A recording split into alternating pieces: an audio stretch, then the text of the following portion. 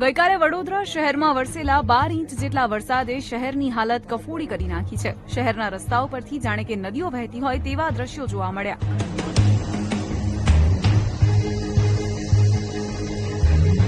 તો શહેરના અનેક ઘરો પણ પાણીમાં ગરકાવ થયા છે। બંગલોથી લઈને ઝૂંપડા બધું જ પાણીમાં ડૂબેલું જોવા મળ્યું। તો વિશ્વામિત્રી નદીની સપાટી 34 ફૂટે પહોંચતા લોકોની ચિંતા બમણી થઈ ગઈ છે। વડોદરામાં ગતરોજ વરસેલા 12 ઇંચે તબાહી મચાવી છે, ત્યારે આપ દ્રશ્યો જોઈ શકો છો। એરપોર્ટ સર્કલ બહારથી જે ખોડિયાનગર તરફ જતો રસ્તો છે, ગટરો પણ ઉભરાઈ રહી છે।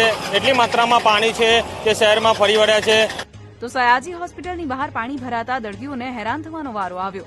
અમે હાલ પહોંચ્યા છીએ સયાજી હોસ્પિટલના ગેટ પાસે, જ્યાં વિશ્વામિત્રી નદીના પાણી ફરી વળ્યા છે। આપને બતાવીએ કે જે કાલાઘોડાથી સયાજી હોસ્પિટલ તરફનો રસ્તો છે, આ સમગ્ર રસ્તો પાણીમાં ગરકાવ થઈ ગયો છે। આ રસ્તો ગઈકાલે ખુલ્લો હતો, પરંતુ રાત્રિ દરમિયાન આ રોડ ઉપર પાણી ફરી વળ્યા છે।